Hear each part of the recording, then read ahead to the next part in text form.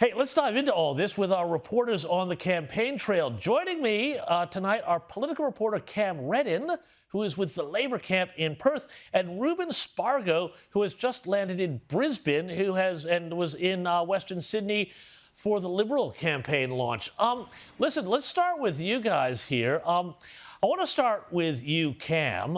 There was an awful lot of scare campaigns also in that at the Albanese speech today, and they kept trying to hook nuclear energy and defend renewable energy on Peter Dutton. Have a look at this here. My opponent is happy to talk about measuring up the curtains at Kirribilli House, but there is something he very rarely talks about: the N-word, the cost of his nuclear scheme. The N-word, did you hear that, Cam? So you made it sound very sinister. And they kept saying $600 billion, except that's from the Smart Energy Council, and that number is way, way off what anybody else thinks nuclear is going to cost. Where's the fact check on this? You know, previous campaigns, we saw fact checks all over the place. Well, Labor's arguably been talking more about the coalition's nuclear plan than the coalition has, James, and that seems to be a calculated move on both sides because Labor believes that they can hang this around the coalition's neck, yes, on the price tag, but also on the serious argument of how to solve Australia's energy problems. And look, you're right, the real problem here is the medium term. It's not so much the long term. Labor has said in the past that whether or not there's a place for nuclear, they don't believe it's going to solve these short-term problems. And I mean, we've kind of moved away now from the three-eyed fish and some of the early cartoons that we saw in those early days. I think Labor realised at that point those messages weren't cutting through, so they've tried to hammer that $600 billion costing, which, as you say, was done by one certain calculation. Peter Dutton has tried to make that argument that, look, we on our figures, on our modelling, the coalition say it'll be significantly lower. $331 billion is the figure that they put out there.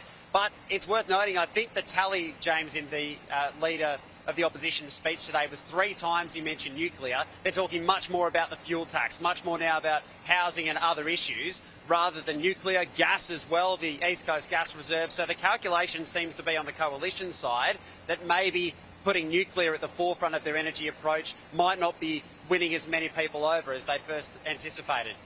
And Ruben, you're in Brisbane now, but you were out in Liverpool for the coalition campaign launch.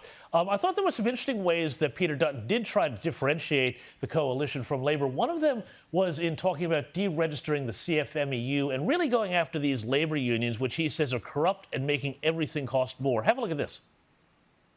We will put a stop to this modern-day mafia in the form of the CFMEU, and we will deregister that organisation.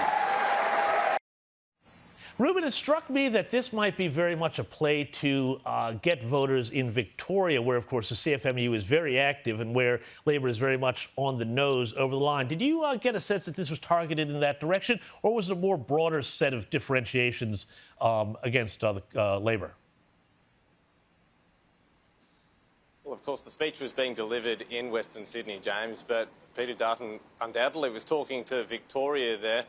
The coalition needs to pick up seats in the state of Victoria.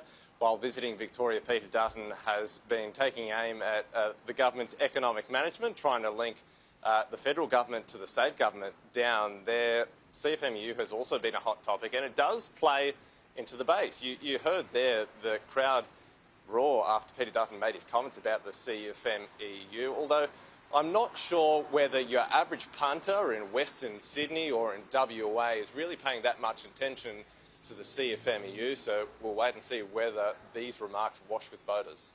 And Cam, I wanted to come back to you here on another issue of differentiation between the two parties. It struck me from the very start of this campaign that Labour has been running a very female-targeted program and that this has been the strategy all along. I think we have a little bit of him talking about things that I think are designed to go for that female vote. Have a look. Australians chose Labor to deliver cheaper childcare, save bulk billing from freefall, rescue aged care.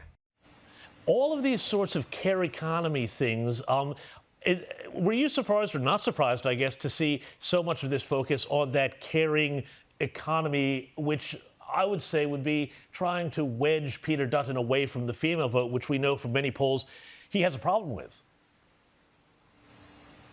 Well, this is Labor value stuff for their part, James. They look at health, for example, and the focus on Medicare over these first couple of weeks of the campaign. It's almost every second day the Prime Minister has the big Medicare sign at the background. He'll bring up the Medicare card.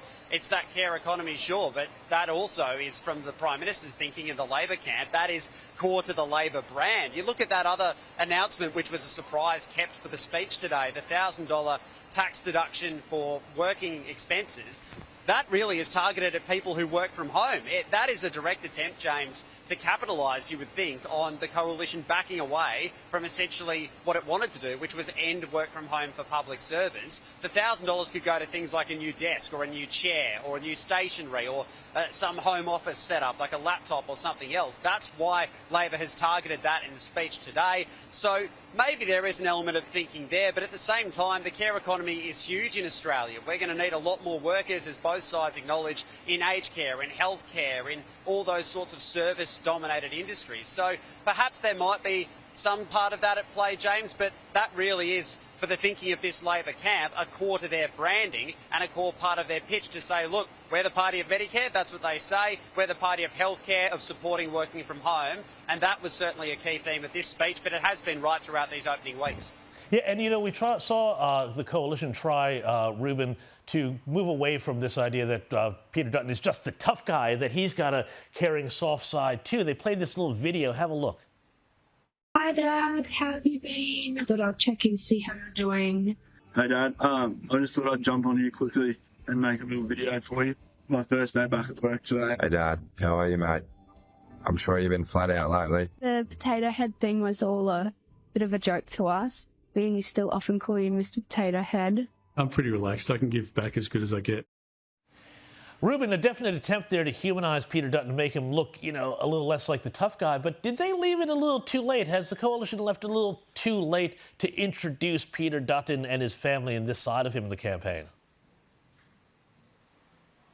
This attempt started even before today. Earlier in the week, Peter Dutton was giving a speech in Perth where he spoke about when, as a police officer, he had to deliver messages to families that loved ones had committed suicide, for instance, which is something that many of us would never have to grapple with. But you got a sense of Peter Dutton's softer side then, talking about his dad after his dad suffered that medical emergency earlier in the week.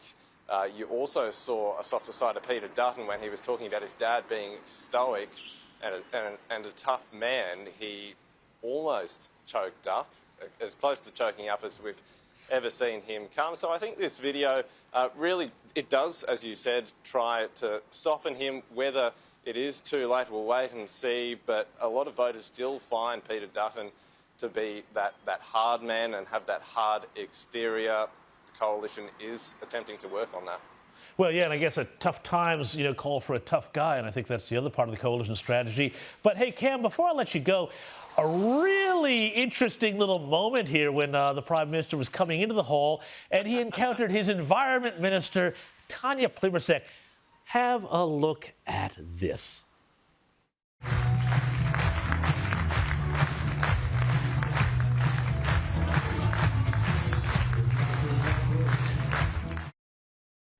Yeah, that was a little Aukies there, you know. Do we go for a little hug, a little, no, I think we'll just do a little dance and move on. What did you make of that, Cam?